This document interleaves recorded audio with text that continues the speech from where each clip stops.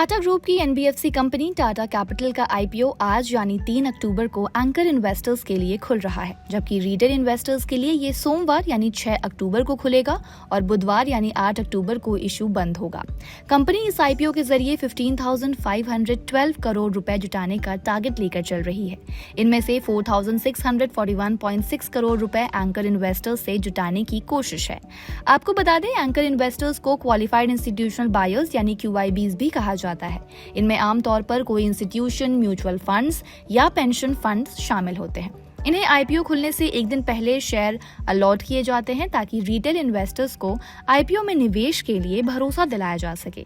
Tata capital के इस IPO में कंपनी 6,846 करोड़ रुपए के 21 करोड़ नए शेयर जारी करेगी और ऑफर फॉर सेल यानी OFS के तहत 8,665.87 करोड़ रुपए के 26.58 करोड़ शेयर जारी करेगी।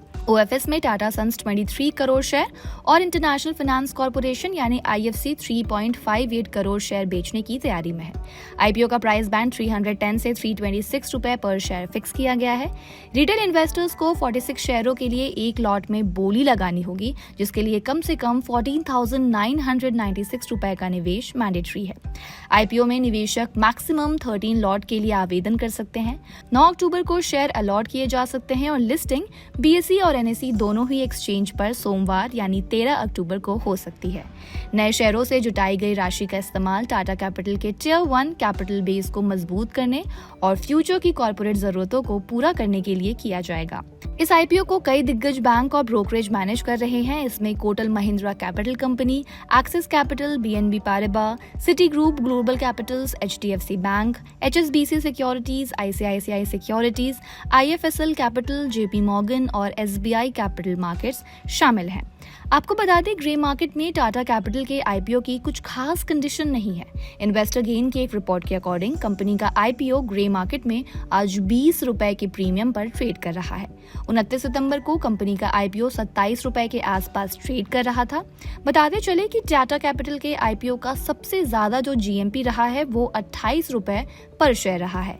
ये आईपीओ भारतीय रिजर्व बैंक की उस शर्त के तहत लाया गया है जिसमें कहा गया है कि सभी अपर लेयर NBFCs को क्लासिफिकेशन के 3 साल के अंदर ही स्टॉक मार्केट में लिस्ट होना होगा। सितंबर 2022 में टाटा कैपिटल को अपर लेयर NBFC के रूप में मार्क किया गया था। टाटा कैपिटल से पहले इसी शर्त को पूरा करने के लिए HDB फाइनेंशियल सर्विसेज अपना आईपीओ जून 2025 में लाई थी, जो लगभग 12,500 करोड़ का था। इसके बाद बजाज हाउसिंग फाइनेंस थी, जो सितंबर 2024 में अपना आईपीओ लाई थी। 2007 में स्टैब्लिश हुई टाटा कैपिटल आज 70 लाख से ज्यादा कस्टमर्स को 25 से ज्यादा लोन प्रोडक्ट्स के जरिए सेवाएं देता है। फाइनेंशियल ईयर 2024-25 में टाटा कैपिटल का टैक्स के बाद मुनाफा यानी पैट 3,655 करोड़ रहा, जबकि पिछले साल ये 3,327 करोड़ था। कंपनी का रेवेन्यू FY25 में बढ़कर 28,313 करोड़ हो गया, जो FY24 में लगभग 18,175 करोड़ रुपए था।